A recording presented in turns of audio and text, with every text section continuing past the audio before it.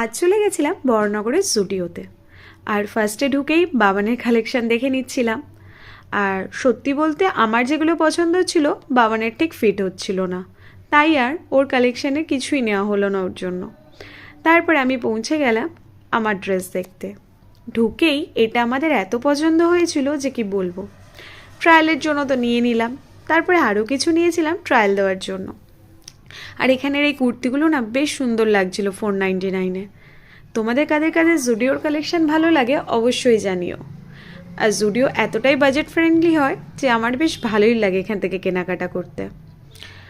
আর এ দুঃখের বিষয়, এখানে যে 199-এর কুর্তিগুলো ছিল সেগুলো তো আমার গায়ে ফিটই হলো না। তো আমি কী কী কিনলাম সেটা দেখতে হলে তোমাদের আমার নেক্সট ভিডিওটা অবশ্যই দেখতে হবে। আর দেখো, এখানে কিছু জিনিস আমি ট্রায়ালও করে নিয়েছিলাম। সো আজকের জন্য টাটা, বাই বাই।